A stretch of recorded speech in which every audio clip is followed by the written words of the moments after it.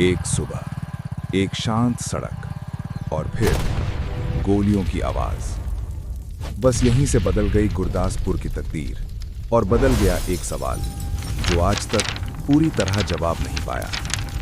वो सवाल ये नहीं है कि हमला कैसे हुआ, वो सवाल ये है कि हमला होने से पहले जो संकेत आए थे, जो रिपोर्टें लिखी गई थीं, जो कॉल्स इंटरसेप्ट हुई थीं, वो सब आखिर गईं कहाँ? और सबसे जरूरी सवाल, क्या उन्हें नजरअंदाज किया गया जानबूझकर, या ये सिस्टम की एक बहुत पुरानी, बहुत थकी हुई कमजोरी थी? आज हम उसी कहानी के अंदर जाएंगे, परत दर परत। 27 जुलाई 2015, पंजाब का गुरदासपुर जिला। तड़के सुबह, जब आसमान में अंधेरा और उजाला एक साथ होते हैं, 3 हथियारबंद आतंकवादी डियाना नाले को पार करके भारतीय जमीन पर उतरे। उनके पास AK-47 थी, हाथ में ग्रेनेड थे और एक मकसद था, ज्यादा से ज्यादा तबाही। उन्होंने पहले एक बस रोकी, यात्रियों को बंधक बनाया, फिर कोकनाला पुलिस चौकी पर धावा बोला, दिरबा में पहुंचे और वहां एक अफसर ने उनका रास्ता रोका।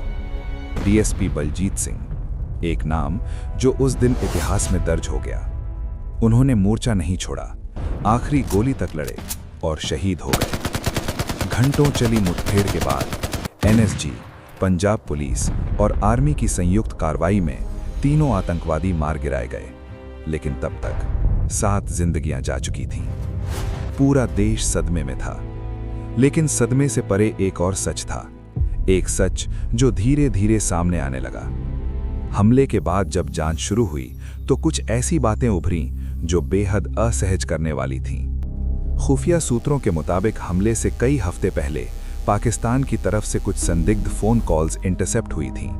ये कॉल्स साधारण नहीं थीं, इनमें कोड वर्ड्स थे, एक खास तरीके की भाषा थी और एक खास इलाके का जिक्र था, पंजाब का बॉर्डर। इसके अलावा सीमा के पास तैनात कुछ BSF जवानों और स्थानीय मुखबिरों ने रिपोर्ट की थी कि कुछ अनजान चेहरे उस इलाके में देखे जा रहे हैं। रात के अंधेरे में कुछ हलचल हो रही है, कुछ सामान्य नहीं है। ये रिपोर्टें लिखी गईं, फाइलों में दर्ज हुईं, आगे भेजी गईं और फिर कुछ नहीं। ये कुछ नहीं असल में इस पूरी कहानी का सबसे दर्दनाक हिस्सा है। तो आखिर क्यों नहीं हुई कार्रवाई? इसके जवाब में कई परतें हैं और हर परत पिछली से ज्यादा तकलीफदेह है। पहली परत, खुफिया जानकारी की अधूरी भाषा। जो इनपुट्स आए थे वो स्पेसिफिक नहीं थे। खुफिया की दुनिया में एक बहुत बड़ा फर्क होता है एक्शनेबल इंटेलिजेंस और वेग थ्रेट के बीच। अगर आपको पता है कि कुछ हो सकता है पंजाब में किसी वक्त, तो ये काफी नहीं होता। सिस्टम को चाहिए कौन, कब, कहां और कैसे। और जब इनमें से एक भी चीज मिसिंग हो तो उस रिपोर्ट को लो प्रायोरिटी में डाल दिया जाता है। ये कोई बहाना नहीं है, ये सच्चाई है और यही सच्चाई कभी कभी बहुत भारी पड़ती है। दूसरी परत, एजेंसीज के बीच तालमेल की कमी।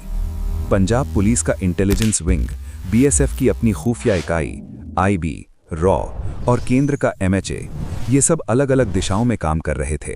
एक के पास कोई जानकारी थी, दूसरे तक वो पहुंची नहीं। दूसरे ने कुछ रिपोर्ट किया, तीसरे ने उसे प्रोसेस करने में दिन लगा दिए। इसे इंटेलिजेंस साइलो कहते हैं और ये भारत की सुरक्षा प्रणाली की एक पुरानी, गहरी समस्या रही है। 26/11 के बाद भी इसकी बात हुई थी, सुधार के वादे हुए थे, लेकिन जमीन पर बदलाव बेहद धीमा रहा। तीसरी परत, और ये शायद सबसे ज्यादा सोचने पर मजबूर करने वाली है, रूटीन का जाल। जब हर दिन सैकड़ों रिपोर्टें आती हों तो हर चेतावनी को बराबर वजन नहीं मिलता। अफसर थके हुए होते हैं, फाइलें जमा होती हैं और कुछ रिपोर्टें जो शायद किसी की जान बचा सकती थीं, बस एक नंबर बन जाती हैं, एक दराज में बंद हो जाती हैं। ये लापरवाही नहीं है, ये एक सिस्टेमिक थकान है और ये थकान बहुत खतरनाक होती है। अब आते हैं उस हिस्से पर जो इस पूरी कहानी को और भी गहरा बनाता है।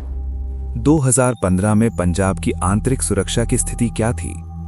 पंजाब, जो 1980 और 90 के दशक में आतंकवाद की आग झेल चुका था, उस दौर में एक अजीब सी शांति में था। बाहर से सब ठीक लग रहा था, लेकिन अंदर ड्रग्स की तस्करी के रास्ते वही थे जो हथियारों की तस्करी के लिए भी इस्तेमाल हो सकते थे। सीमा पार के नेटवर्क जिंदा थे, खालिस्तान समर्थक तत्व जो विदेशों में बैठे थे, एक बार फिर सक्रिय होने की कोशिश कर रहे थे। आईएसआई इन सब धागों को एक साथ बुन रही थी। और भारत की नजर उस वक्त ज्यादातर कश्मीर पर थी। पंजाब को शांत माना जा रहा था, और यही शांत मानना सबसे बड़ी भूल बन गई। एक पूर्व आईबी अफसर ने, जो उस वक्त ड्यूटी पर थे, बाद में कहा था, जब कोई इलाका शांत हो तो उस पर नजर और तेज रखनी चाहिए, क्योंकि दुश्मन उसी वक्त का इंतजार करता है। गुरदासपुर हमले की जांच में एक और चीज सामने आई। आतंकवादियों ने जो रास्ता चुना, डियाना नाला, ये इलाका पहले से ही वल्नरेबल के तौर पर चिन्हित था। बीएसएफ की रिपोर्टों में, जिला पुलिस की फाइलों में इस नाले के रास्ते पहले भी तस्करी हो चुकी थी। इस रास्ते की कमजोरियां लिखी जा चुकी थीं। तो फिर वहां पेट्रोल क्यों नहीं बढ़ाई गई? जवाब वही पुराना, रिसोर्सेस की कमी, कोऑर्डिनेशन की कमी और प्रायोरिटी की कमी। एक तरफ इतनी लंबी सरहद, दूसरी तरफ उतने कम जवान, और बीच में एक सिस्टम जो हर जगह एक साथ नजर नहीं रख सकता। लेकिन असली सवाल ये नहीं है कि सिस्टम कमजोर था।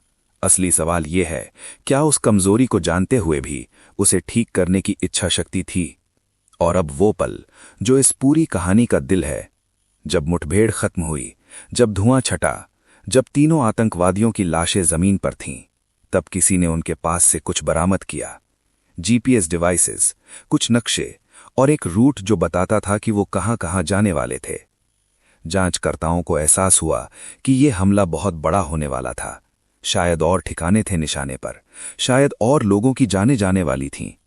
उस रूट को देखकर एक वरिष्ठ अधिकारी ने कहा था, जो बाद में मीडिया में आया, कि अगर ये लोग आगे बढ़ जाते तो शायद हम बहुत बड़े नुकसान की बात कर रहे होते। वो नुकसान रुका क्योंकि कुछ बहादुर जवानों ने अपनी जान की परवाह नहीं की। लेकिन वो नुकसान शुरू ही नहीं होता अगर पहले की चेतावनियों को गंभीरता से लिया गया होता। गुरदासपुर के बाद क्या बदला? बहुत कुछ, कागजों पर। पंजाब बॉर्डर पर नई सर्वेलेंस टेक्नोलॉजी लगाई गई, थर्मल सेंसर्स, कैमरास और स्मार्ट फेंसिंग की बात हुई। इंटेलिजेंस शेयरिंग के प्रोटोकॉल्स को रिवाइज किया गया। बीएसएफ और पंजाब पुलिस के बीच कोऑर्डिनेशन मीटिंग्स बढ़ाई गईं। और जमीन पर बदलाव आए, लेकिन धीरे धीरे और हमेशा की तरह एक हमले के बाद। ये भारत का एक दुखद पैटर्न रहा है। हम रिएक्ट करते हैं, प्रोएक्ट नहीं। हम हादसे के बाद सुधारते हैं, हादसे से पहले नहीं। और हर बार इस पैटर्न की कीमत चुकाते हैं वो लोग जो ड्यूटी पर होते हैं। डीएसपी बलजीत सिंह, उनकी उम्र क्या थी उस दिन? उनके घर में कौन था? बच्चे थे, मां थी, एक पूरी जिंदगी थी जो उस दिन एक आतंकी गोली ने छीन ली। उन्हें पता था कि खतरा है, फिर भी वो निकले, फिर भी वो आगे बढ़े, फिर भी उन्होंने मोर्चा नहीं छोड़ा।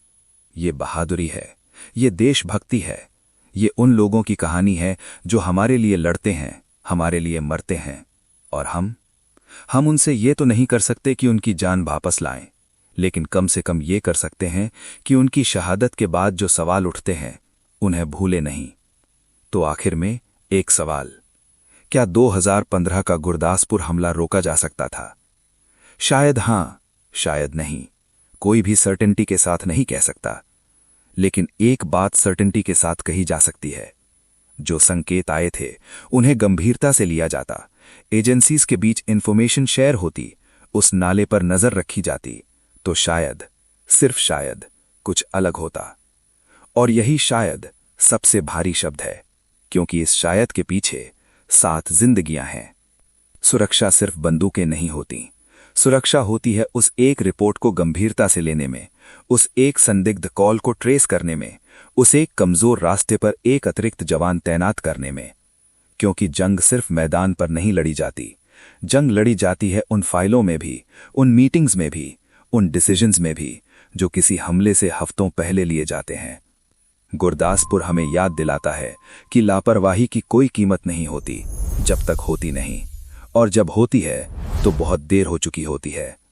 इस कहानी को याद रखिए, इन सवालों को जिंदा रखिए, क्योंकि भूलना सबसे बड़ा खतरा होता है।